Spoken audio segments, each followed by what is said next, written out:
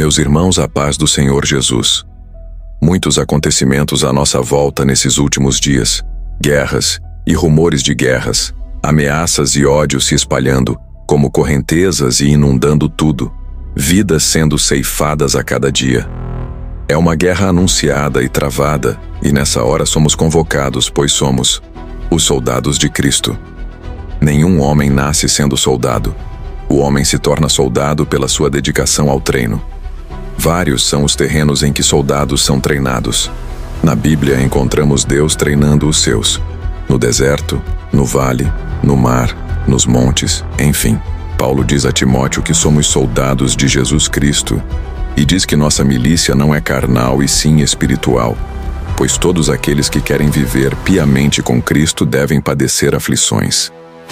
O apóstolo convida a Timóteo a sofrer com ele, ou seja, ele haveria de enfrentar lutas, mas teria consigo as intercessões de Paulo. Nessa luta não estamos só, pois temos a armadura e o revestimento de Jesus em nós. Os soldados de Cristo não precisam lutar com armas, apenas marchar em direção a conquistas. Outra característica dos soldados é fazer sua tarefa, sua missão de maneira que obedeça, agradando o seu superior. Estar cumprindo ordens, fazendo da maneira que seu instrutor o orientou. Lutar de maneira corajosa e ousada, sem se embaraçar com as coisas dessa vida, sem se distrair. O alvo de um soldado está adiante, e ele não descansa enquanto não cumprir sua missão. O soldado aprende a rastejar, enfrenta artilharias, mas sempre dá o ombro amigo para seu companheiro e jamais abandona seus aliados. Se os soldados lutarem de maneira ilegítima, esse não é coroado, não é honrado pelo seu Senhor. Há uma coroa para os lutadores de Deus. No exército do Deus vivo, há galardão para seus soldados. O Senhor dos exércitos tem soldados no céu, na terra e no mar. Os anjos, os homens e a natureza, todos fazem parte desse imenso exército. O apóstolo Paulo fala dos últimos dias, dizendo que serão dias trabalhosos, onde muitos escarneceram da fé, se apostatando da fé, dando ouvido a espíritos enganadores, tanto os demônios quanto os homens travestidos de ovelhas persuadindo os fiéis. Também trata do anticristo. Ele fala do iníquo que se assentará no trono de Deus, e essa hora chegou, pois vemos espalhados vestígios de sua manifestação diabólica, apostasia e gemido das nações, guerras esperando um tratado de uma suposta paz. O apóstolo João fala da última hora, dizendo que neste último momento surgirão vários anticristos. E isto tem sido frequente, e já não é mais oculto, e sim escancarado, os inimigos de Deus e seus filhos. Mas Jesus deixou os seus em alerta muito antes disso acontecer, dizendo que quando chegar essa hora devemos lembrar de suas palavras, e também devemos olhar para o alto, pois próxima está a nossa redenção. O apóstolo diz que devemos despertar e atentar, pois a vinda do Senhor está mais próxima do dia em que aceitamos a fé. Foi para essa hora que aceitamos a fé. É hora dos filhos de Deus se manifestarem. A natureza aguarda essa manifestação. Soldados da última hora hão de se levantar no meio desse vale e marchar em direção ao triunfo, impedir com orações, pois a igreja é representante do Senhor aqui debaixo do sol. As portas do inferno têm sido abertas e tragado a muitos, mas a igreja impede essas portas prevalecerem. Por exemplo, o apóstolo Pedro estava condenado à morte, mas a igreja fazia contínua oração por ele a Deus, clamando dia e noite. Soldados que avançam de joelhos como Jonatas, que enfrentou e matou os filisteus, como Eleazar, que lutou até a espada ficar grudada nas mãos, e Samá, que lutou sozinho para defender um pequeno campo de lentilhas. Deus conta com valentes, e para isso passa revista no seu exército. A maneira que Deus usa é eficaz, pois diante do grande exército de Gideão, ele fez 2 provas com eles. A primeira foi psicológica, e a segunda foi física e espiritual. Na primeira, Gideão tinha que pregar no meio deles, e a mensagem foi: os medrosos e covardes que voltem. Um discurso duro, pois ninguém gosta de ser chamado de covarde. Por isso muitos voltaram, pois acharam a pregação dura, como Jesus pregando, e muitos, por acharem duro o sermão, recuaram. Assim foi a peneira, e somente restaram 22.000, mas ainda era muita gente, pois o Senhor vence com muitos ou com poucos. A prova física foi que eles todos deveriam descer ao Jordão.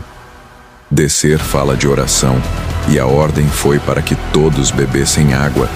Jesus diz ao Pai que estamos no mundo, mas não somos do mundo. Dessa maneira podemos desfrutar e comer o melhor da terra, mas temos o dever de vigiar.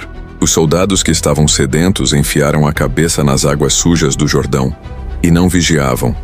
Mas os soldados valentes, ao mesmo tempo que bebiam a água, estavam atentos, vigiando a retaguarda. Deus faz revista nos seus alistados. Me lembro que quando me alistei, passei por uma peneira e fui dispensado porque cuidava dos meus avós.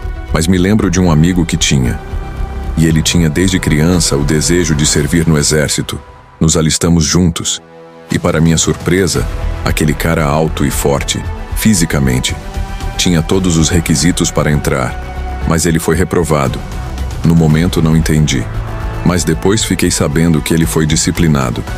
Embora passou em todos os testes físicos, mas reprovou no psicológico, pois era indisciplinado e respondão. Dessa maneira ficou de fora. Os irmãos de Davi estavam alistados no exército de Saul. Eles se acovardaram e recuaram da peleja. Embora fossem altos e fortes, mas diante do incircunciso filisteu, eles viram um gigante, mas Davi se dispôs, e não viu um gigante, senão um homem incircunciso, que seria seu passaporte para o reinado. Os israelitas, quando voltaram da inspeção na terra de Canaã, disseram que era impossível, pois na terra, embora boa, eles viram gigantes, enquanto Josué e Caleb viram o nosso pão. E ainda disse que, se o Senhor se agradar de nós, certamente nos dará a vitória. Percebe a diferença de soldados? Tudo está no ponto de vista. Soldado do Senhor é preciso ter visão em meio à guerra, visão de águia que enxerga o próximo passo. Somos convocados a lutar nessa última hora. Somos soldados do vale, do deserto, dos montes, não importa o terreno, mas somos treinados na caverna de Adulão, para sairmos à peleja livrando o povo dos inimigos e granjeando soldados. Bendito seja o Senhor que adestra minhas mãos para a peleja e meus dedos para a guerra. Salmo 144. Primeiramente Davi louva a Deus, bendizendo sua majestade, bendizendo seu nome. Uma sincera adoração do salmista, cantada ao som de instrumentos. Davi foi treinado no pasto, cuidando de ovelhas e as defendendo dos ursos e leões. Ursos falam de soberba daqueles que querem humilhar, como o próprio irmão de Davi, Eliabe, que o quis humilhar diante dos soldados. E os leões são os ataques espirituais de Satanás, que brama como um leão ao derredor dos filhos de Deus. Daniel se viu cercado de leões dentro da cova, mas mesmo assim ele dormiu tranquilo, porque quem ora tem sono tranquilo. Paulo foi abandonado pelos seus amigos e ficou só diante da corte de Roma, mas o Senhor estava com ele. E Paulo testemunha dizendo que o Senhor o assistiu e o livrou da boca dos leões. Daniel foi livre dentro da cova, já Paulo foi livre da boca dos seus acusadores. Deus nos treina. A Bíblia diz que ele treina os seus na fornalha da aflição, tirando suas escórias pelo fogo. O ouro refinado no fogo expressa seu valor, fica mais resistente. Soldados, antes de ir para a batalha, são treinados, forjados e moldados. Na caverna de Adulão se juntaram a Davi, os que estavam em angústia, endividados, e eles foram dispensados do exército de Saul, mas acolhidos no exército de Davi. Os soldados treinados por Davi eram guerreiros habilidosos em empunhar espadas, arco e flecha, destros e canhotos, especialistas. Depois do treinamento, eles saíram para libertar os oprimidos. Reunir exércitos sempre fez parte do povo de Israel. A primeira vez foi quando o rei de Sodoma aprisionou Ló. Abrão, quando soube, reuniu 318 homens, todos treinados e nascidos em sua casa. Ele dividiu os homens em 3 grupos e atacou à noite, pois enquanto os outros dormem, os soldados de Cristo avançam em oração. Depois que o soldado de Cristo veste sua armadura e empunha suas armas, ele deve manuseá-la com a palavra e afiá-la pela oração, pois o sábio Salomão diz que não adianta lançar a foice embotada, pois a foice embotada só faz força, arranca suor, mas o instrumento afiado corta sem esforço algum, mas é preciso jeito e habilidade e experiência. Davi fala de guerras e pelejas. A diferença é que enquanto a peleja é pessoal, a guerra é coletiva. O apóstolo Tiago diz que dentro de nós existem guerras e pelejas, no campo da mente e da alma e espírito. A luta é travada, gerando angústias. Moisés se prostrou diante do mar fechado, e o Senhor o repreendeu, pois ele estava parado, e os demais estavam esperando ele se levantar. Mas Deus disse que a peleja era dele, mas quem se levanta somos nós. O que chama a atenção é que o Senhor disse para eles marcharem, os convocando assim como um exército. Marcha é a forma de um exército caminhar, com disciplina. Todo aquele que assim caminha faz a diferença entre os demais da sociedade. Nesta peleja não tereis que pelejar, mas parai e esteja em pé. A peleja contra Josafá era pessoal. Os moabitas e amonitas, descendentes de Ló, se intrigaram contra Israel no tempo de Moisés, e agora vieram se vingar.